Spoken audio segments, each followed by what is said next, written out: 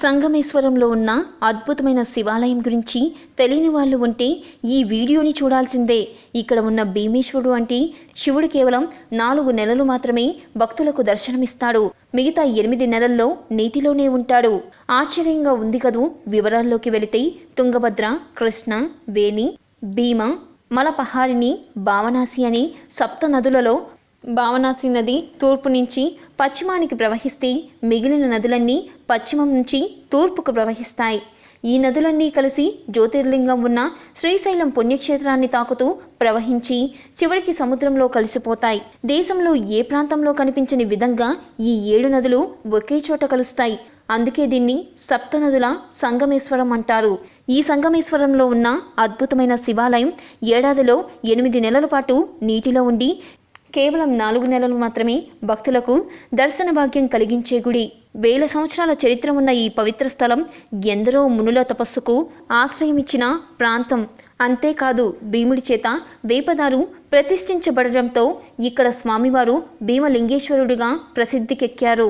పూర్వం ఇదే ప్రాంతంలో దక్షయజ్ఞం జరిగిందని, ఆ సమయంలో దక్షుడు తన కుమార్తెని అవమానించడంతో ఆమె యజ్ఞవాటికలో పడి మరణించిందని, సతీదేవి శరీర నివృత్తి జరిగిన ప్రాంతం కాబట్టి నివృత్తి సంగమేశ్వరుల ఆలయంగా ప్రసిద్ధికెక్కిందని స్థల పురాణం చెబుతుంది.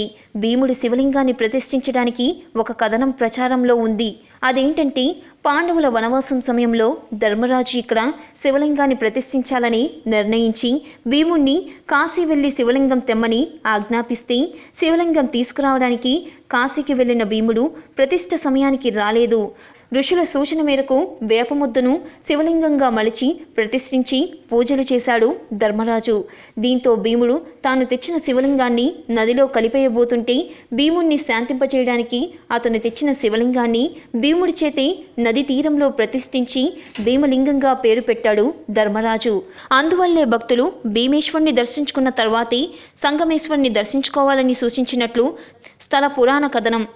అన్ని ఆలయాల్లో లాగా ఈ క్షేత్రంలో నిత్యం పూజలు జరగవు.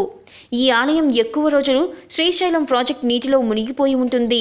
అలాగే ఆశ్చర్యకరమైన విషయం ఏంటంటే, 1000 సంవత్సరాల క్రితం సంగమేశ్వర ఆలయంలో ప్రతిష్ఠించిన వేపలింగం ఇప్పటికీ చెక్కు చెదరకుండా అలాగే ఉండటం. ఈ క్షేత్రం చరిత్రకు సంబంధించి క్రీస్తు 8, 9వ శతాబ్దాల కాలం నాటి శాసనాలు 13 లభించాయి. వీటిని బట్టి క్రీస్తు 8, 9 శతాబ్దాల నాటికే ఈ గుడి ఉంది. ప్రస్తుతం కనిపిస్తూ ఉన్న ఆలయాన్ని సుమారు 200 సంవత్సరాల క్రితం ఎటువంటి శిల్ప సౌందర్యం లేకుండా స్థానిక ప్రజలు నిర్మింపజేశారు.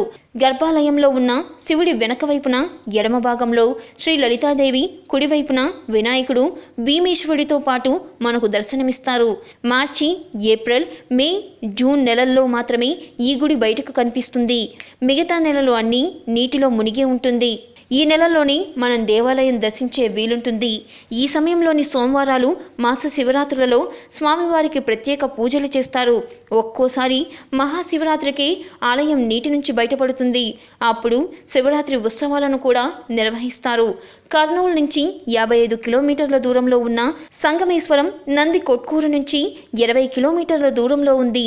నంది కొట్కూరుకు 16 కిలోమీటర్ల దూరంలో ఉన్న మాచుమర్రి గ్రామానికి బస్సుల ద్వారా చేరుకొని అక్కడి నుంచి 8 కిలోమీటర్ల దూరంలో ఉన్న సంగమేశ్వరానికి ఆటోలు, జీపుల్లో వెళ్ళవచ్చు.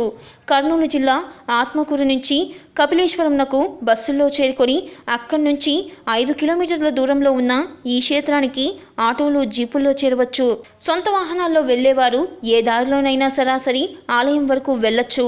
ఒకవేళ మహాశివరాత్రి నాటికి ఈ క్షేత్రం బయటపడితే క్షేత్రానికి వివిధ ప్రాంతాల నుంచి ఆర్టీసీ వారు బస్సులను నడుపుతారు.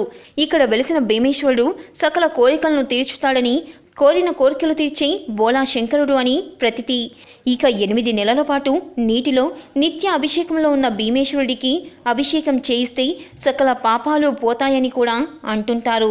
కేవలం 4 నెలలు మాత్రమే ఉండే ఈ గుడికి భక్తుల తాకిడి ఎక్కువగానే ఉంటుంది. ముఖ్యంగా సోమవారాల్లో ఇక్కడ ప్రత్యేకమైన పూజలు, అన్నదానాలు కూడా చేస్తారు.